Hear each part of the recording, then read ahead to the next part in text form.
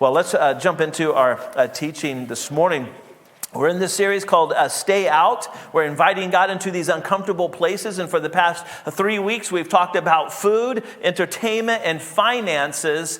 And today, what we're going to talk about is inviting God into our love life. And in this week, as I started digging into this, what I discovered is that we need to have 2 weeks on my love life, right? So this week is just part one, and we're going to wrap it up next week. But here's why. I'm going to tell you what we're going to talk about. We're going to talk about singleness, because this is so important for you, for those of you who are single, that you would embrace the gift of singleness. And we're going to look at that this morning. We're going to look at dating. And we're going to look at the idea that we date for the purpose of until death do us part.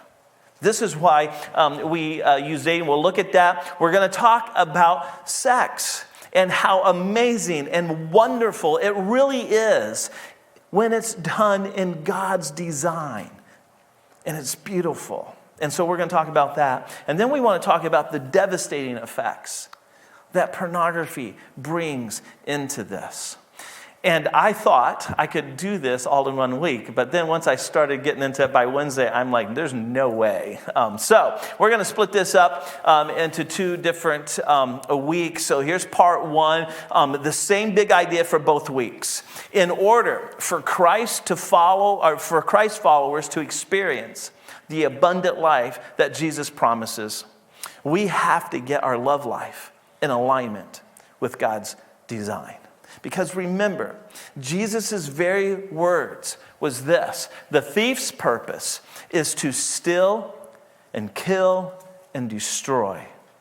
My purpose, Jesus' purpose, is to give us a rich and satisfying life. And isn't this exactly what Satan has done? The thief's purpose, and he's talking about Satan there. And what Satan has done is he has come in and he has infiltrated our love life. And he's given us, in our dating life, he gives us these false perceptions. He gives us these false ideas. In fact, he's doing everything he can to still kill and destroy you from the inside out. And he uses this very area, our love life, that we're going to be looking at. So today, the first thing that we want to look at is embrace singleness as a gift from God. If you're single here at our church, at Hope Church, I want to first just acknowledge that we haven't done a good enough job at just affirming you and seeing you in your season of singleness. So we want to get better at this. And that's one reason why I wanted to slow down a little bit and just talk about those of you who find yourself in this season of singleness. And that this is a season to embrace. And that your perspective on this, right from the scriptures, should be, look at what Paul says. In 1 Corinthians chapter 7, Paul says, I wish everyone were single. This is the Apostle Paul, right? So his wish is that all the Christ followers are single, just as he was, yet each person has a special gift from God of one kind or another. But do you see how he says, how he infers here that singleness is really a gift that you need to embrace and that I need to embrace if that's the season that we have found ourselves in. And if that's the season that you have found yourself in, then will you take this perspective of this is a season that I should embrace. This is a season that I need to not feel less than. We'll talk about that in a second, because he goes on to say the very next verse. So I say to those who aren't married and to widows, It's better to stay unmarried, just as I am. Now, he had a very specific reason why he was saying this. It's because he was on a mission for God to show up in as many villages and towns and that he could. And he knew that he couldn't do that if he was married, because God calls husbands to love their wives like Jesus has loved the church. And he knew that he couldn't dedicate all the time and energy and focus that was in his heart if he was married, because his first responsibility is to his marriage.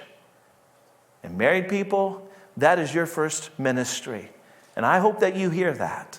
Your first ministry is to your wife, if you're a husband. Wives, it's to your husband. And husbands to your wives. This is our first ministry. And if you have children, then it's to your children. It's to your family. This is the first and most important ministry that you could ever focus on. Now, when we are in this season of singleness, here's what happens. Here's what I want you to do. I want to encourage you to find your identity and how deeply you are loved and who you are as an individual in God's eyes. And just let that be satisfying. And this is true for married couples. That you don't have to have somebody in your life. You don't have to have a partner in order to be fully satisfied. Nope. You should just experience the love that Jesus has for you. And that love that he has for you should be satisfying enough. And I wish I did not know this principle when I was growing up. And I've told you before, and I'm not joking when I say this, I was in first grade and I was looking for my future wife.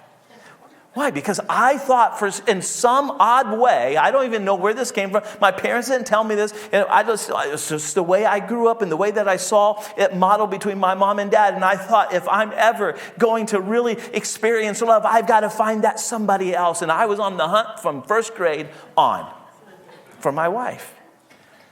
I didn't know this. Look what Paul says in Ephesians 2, 4, and 5. God, who is rich in mercy because of his great love that he had for us. I mean, stop and just think about the great love that God has for you and let that love be enough.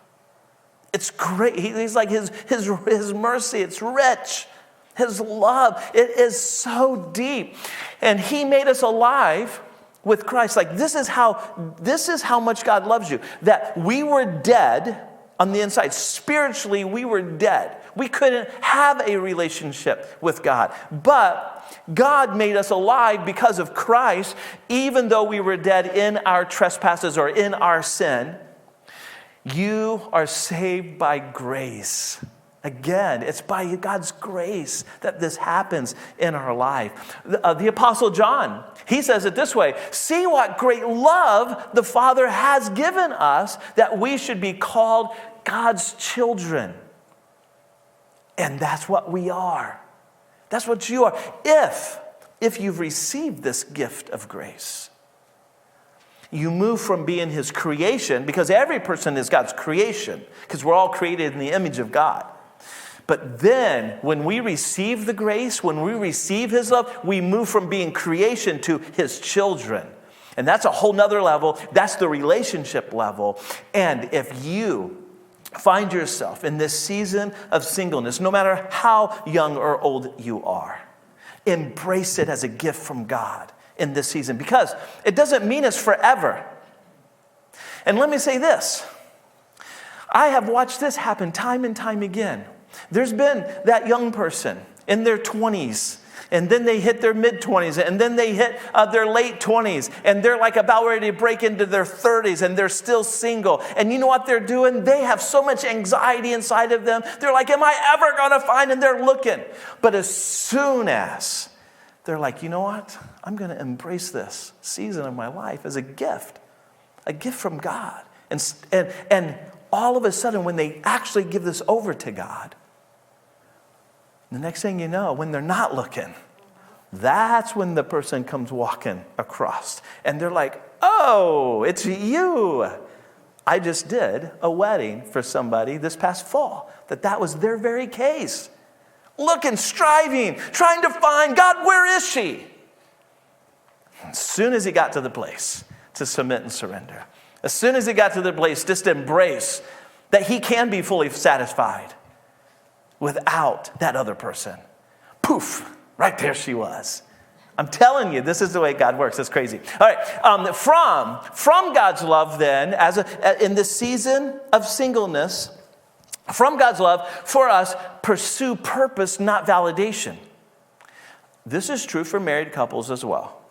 But if you're single, listen, this is what happens. We are pursuing. We're pursuing for validation. And when we pursue for validation, that's become so like slippery. It's like you'll never be able to hold on to that.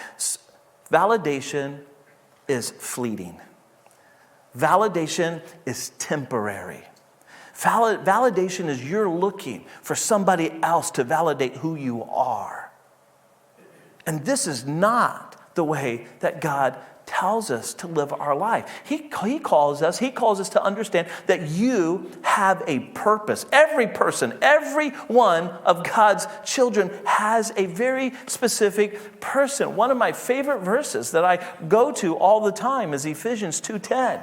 And I love it the way the NLT expresses this idea that you're God's masterpiece, that you're his unique individual. And because you are his unique individual creation and child, he has created you for a very specific purpose that he had planned for you a long time ago.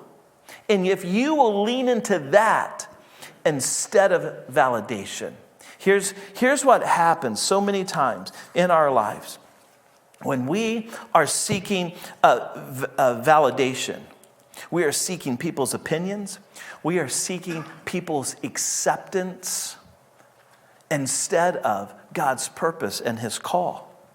When we are seeking validation, we are being self-promoting. And this is temporary. It's temporary and it will soon be gone because as soon as that validation wears off, you're going to have to find it somewhere else. Living from purpose instead of validation is that has an eternal impact, especially when you discover your purpose and the impact it can have on other people's eternity. Because God will use you in the life and in the heart of other people that will have an eternal impact. This living from validation will bring about fear.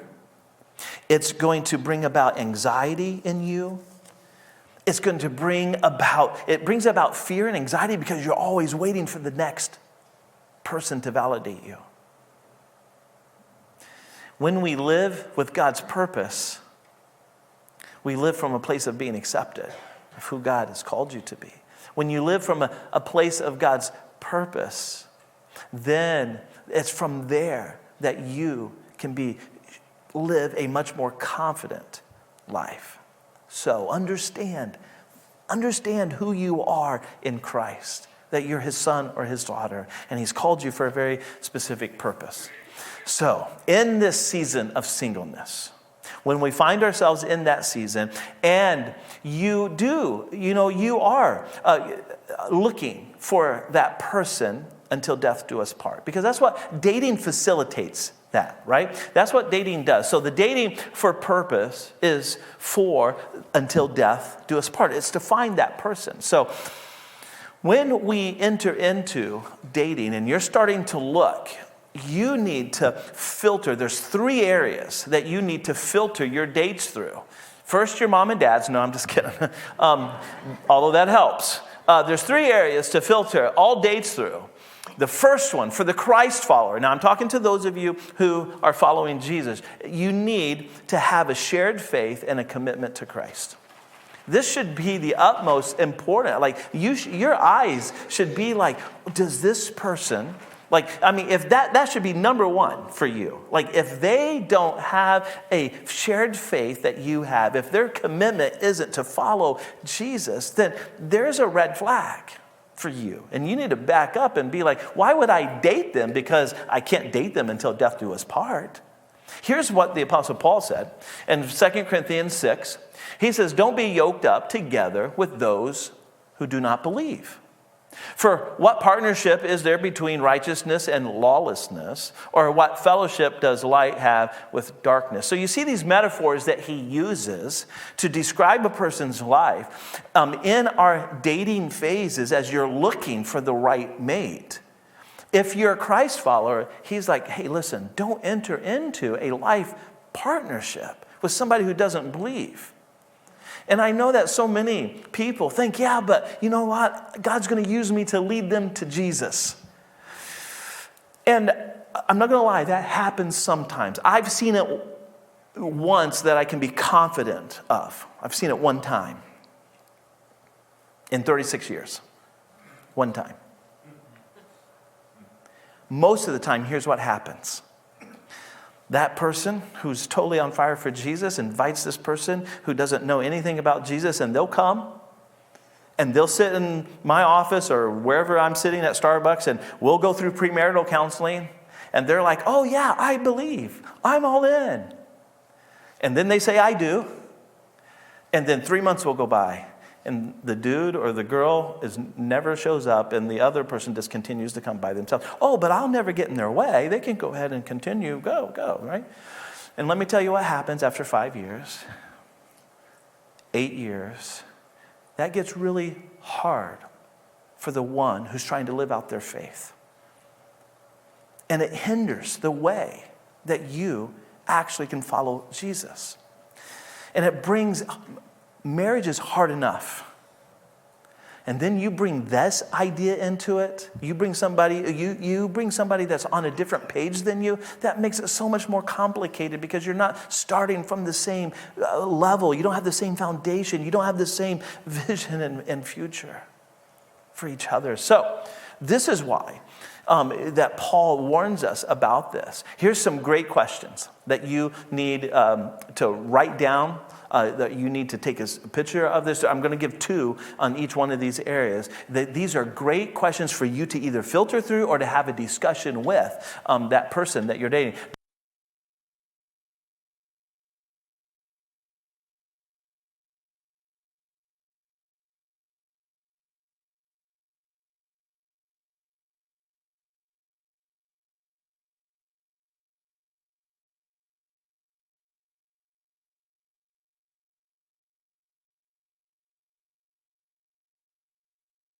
Yes, the second one, character and integrity.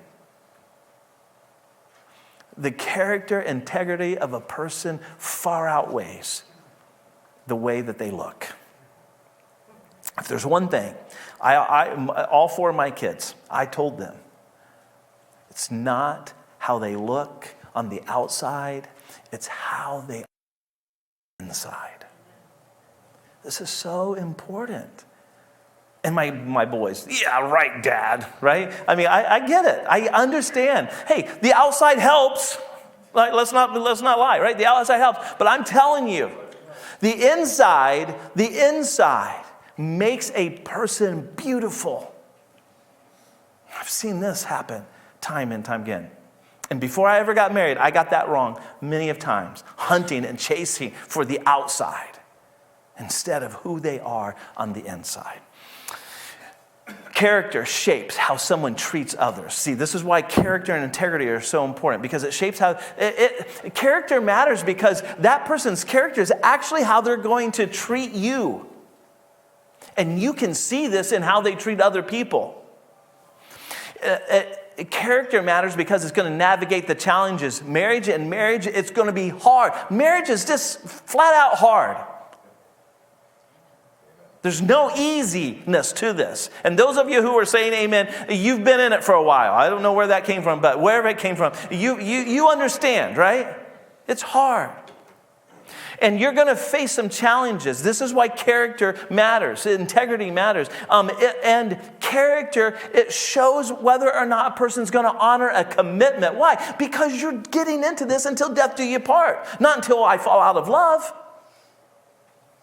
So, a person of integrity reflects godly characters. Here's some, we could show so many verses on this, but here's this too. Charm is deceptive and beauty is fleeting, but a woman who fears the Lord will be praised.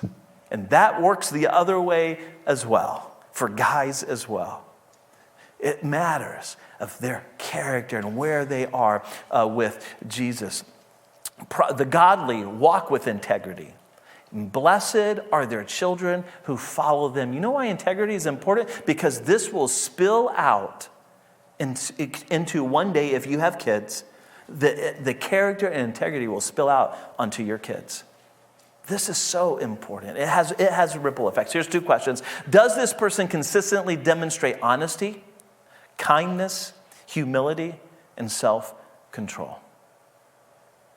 Are you watching for these things to be true in their life in the way that they tell you stories about what happened at work? Do you see this in the way that they treat their own mom and dad or their siblings? How this stuff shows up way before you ever say, I do. You just have to look for it. You have to watch for it. And then you need to ask yourself this question. How do they respond in difficult situations?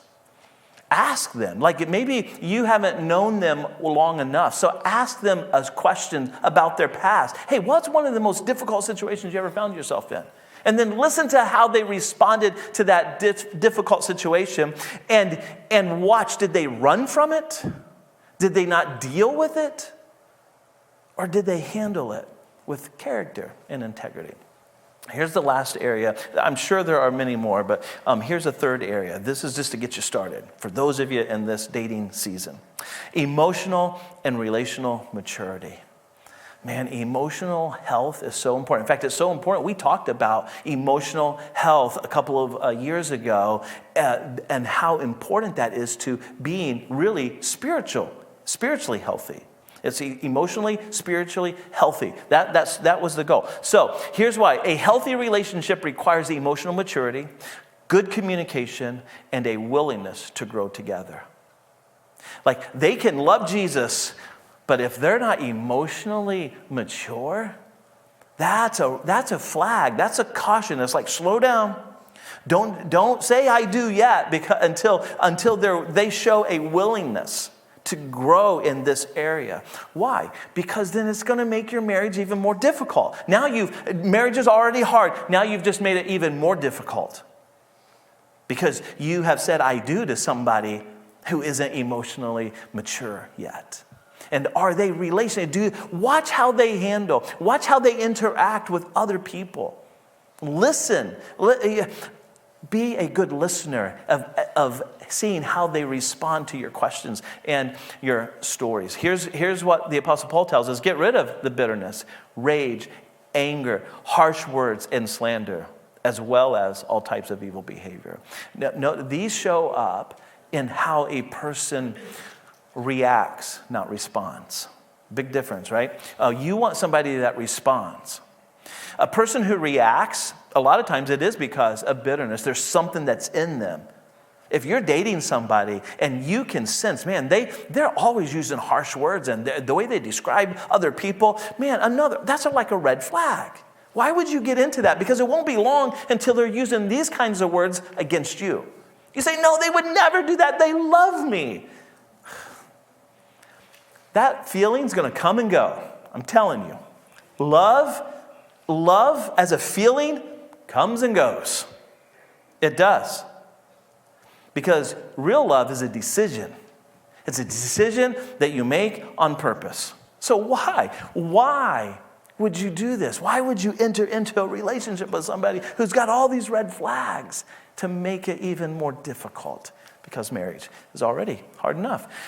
Instead, we need to replace it. It says, be kind to each other. We got to be tenderhearted. And is there forgiveness? See, that's where you're going to understand if there's bitterness in there. If they have this unforgiving spirit, it's because they got bitterness in there. And look, notice the mark, the measure, the goal of how we are to forgive. It's the way that you have been forgiven. It's the way that I have been forgiven from God. That's the goal. And that should be the person that you're dating. That should be their goal, their mark. So here's 2 questions. Can this person handle conflict in a Christ-like way? And are they emotionally healthy and willing to grow through the challenges? All right. So now let's talk about this next area. Sex, right? We're just going to tip our toe into it this week. We'll dive deeper into this next week. But as we talk about sex, it really is, by God's design, it really is a beautiful and amazing thing. And here's why we know that. Because the scriptures say so. Did you hear that? For those of you who maybe grew up in church culture, and every time you heard about sex, it was always like, oh, stay away, guard, and all this bad stuff about sex. And what I want you to hear, that in God's design, it really is beautiful and it really is amazing. And Jesus and God, they say this. They say, this is why a man leaves his father and his mother and bonds to his wife, and they become one flesh. Both the man and his wife were naked, and they felt no shame. So many times in the church, there's all this shame around this topic of sex, and there shouldn't be. And I know it's difficult. And in fact, I anticipate my face will probably turn 3 shades of red at some point, right? Because I don't know. But it shouldn't. It shouldn't. Not when we're talking about it in the way that God designed it. It really is amazing. It really is beautiful. And it really is put in such a way that it should bind one to the other even more emotionally, spiritually, and relationally. That's the way God has designed it. But when it's used, not under God's design, it's kind of like the fireplace. You know our fireplace out in the lobby, right? It's amazing. I love that fireplace. And in fact, this week, Zoe and I were out eating at a different restaurant that had a fireplace going. And where they sat us, Zoe's back was to the fire. And I just kept on looking over her shoulder, right? There's something mesmerizing about that fire. It's crackling. It was like they had real wood on it, so it's crackling and it's popping. And it's just like, oh man, there's just something like peaceful about this, right? When it's in a fireplace, when it's in a hearth. But not. You take it out of that, if you just dropped it at our dining table, then it's got the power to destroy, right? And that's the way that we handle our sexuality. The same thing is true. When we use it in the way that God designed it, amazing, beautiful. But when we use it outside of the realms of a covenant between a husband and a wife, well, that's when it becomes dangerous. And we've seen the devastating effects that fire can have if we just look over at LA, right? Well, I want you to listen. I want you to hear a story. They're very vulnerable as they share their story about this couple right here. They're partners right here. But then I want you to listen to when they decided to align their love life to the way that God had designed it. Listen to the just how beautiful it is. Take a listen. Hi, I'm Jackie. And I'm Billy. And this is a little bit of our story. I didn't grow up in the church, but I've always kind of felt like God was always there for me. I just remember having that closeness and that pull. It wasn't until college where a friend of mine asked me to go to their church, and I gave my life to Christ. I was saved. I was also a musician and a singer, so naturally it felt right to join the worship team and serve there. So I did that, and everything was going really good. But I was also, admittedly, I wasn't living a Christian lifestyle. I got pregnant at 23. I was unmarried. I just felt like the worship team was kicking me out a little bit because they didn't like the idea of having an unwedded mother on the worship team. Yeah, I just felt a lot of judgment from them. So I stepped away and, continued to pray to God on my own time, but refused to kind of go into any church. And fast forward to a few years later, I met Billy. We fell in love, and we got engaged in California. I was raised Catholic, but never really took it too seriously. I always believed in Jesus, but didn't live like I did. When I was in California, I met a pastor there when I was in a networking group, and he invited me for coffee, and he broke the gospel down to me in a way I never understood, and I accepted Jesus right there, and I was born again. And I went home and told Jackie, and she was happy that happened. She was still a believer, even though she wasn't going to church, but she was reluctantly hesitant when I said, Brooks invited us to his church, we should go. So I think you were understandably a little reluctant about that. I think I was really afraid of being judged by the other people because I had a child. We were also living together. We were not married. But I was just really jaded. I didn't want to feel any sort of conviction from anybody. Yeah. So with living together, obviously we weren't married. We were engaged, but not married.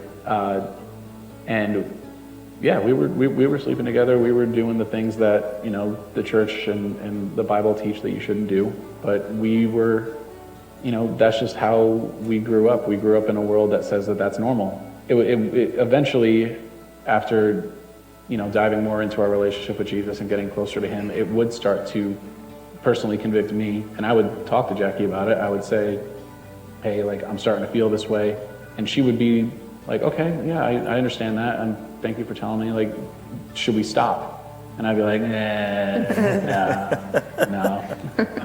I think the biggest thing was the conviction. It grew and grew and grew until we couldn't handle it anymore. We just didn't want to let it sit, and we didn't want to keep running from it and ignoring it. And then also for me personally, in my history with church goers, I did not want to change, and I didn't want anybody else telling me that I needed to change. So that rebuke was really uncomfortable, but God really softened my heart to be open to the idea of, hey, you're not living the way that I want you to live.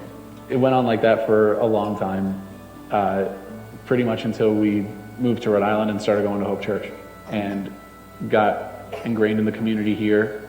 And then, we wanted to join the worship team here too. And I'm sure, again, that was tough for you to, want to do that. Yeah, I was really worried about being judged. Yeah. Yeah. We realized that wasn't something we were going to be able to do in our current situation. So that was when we were like, okay, we can't run from this anymore. We can't keep him out of this. We have to do the right thing here. So we were supposed to get married in June of 2023. We instead got married on April 1st, 2023, so that we could be right with God. And I realized that it was something that was going to keep us from serving God in a way that we felt called to serve him, and our relationship with him. Yeah. Mm-hmm. Our marriage too, because you're not supposed to feel guilt or shame when you're with your partner in that way. And I'm just really grateful that God freed us from that. God transformed us, and now we have a Christ-centered marriage. As hard as marriage can be, as difficult as life can be, it's a whole lot better and easier when you both share faith in Jesus and share him being at the center of your life and relationship. Can we just say thank you to Billy and Jackie?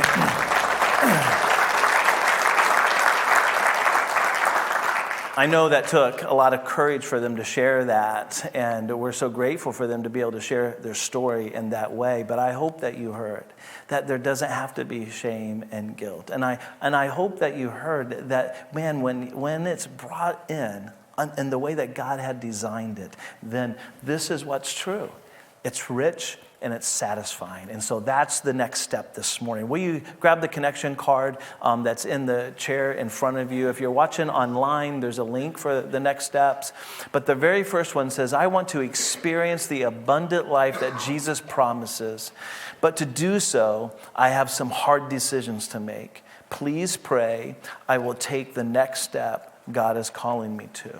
So just put your name down there, circled number 1, and we're going to pray you through whatever that hard step is. And it may not even, maybe it's a totally different hard step. I don't know. If you want to let us know what the hard step is, let us know. We'll pray very specifically about that.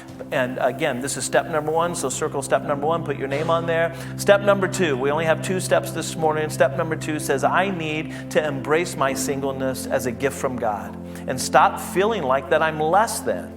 So pray for me as I pursue purpose, not validation, as God's word teaches me. We want to pray for you. And we want you just to be able to embrace this season and where you're at and let you be fully satisfied, richly satisfied with the life that Jesus has given you. So this is step number 2. Put your name on there and let us pray for you. You're going to take these connection cards. If you're here in the room, you're going to drop them in the offering boxes. They're in the back of the room on your way out.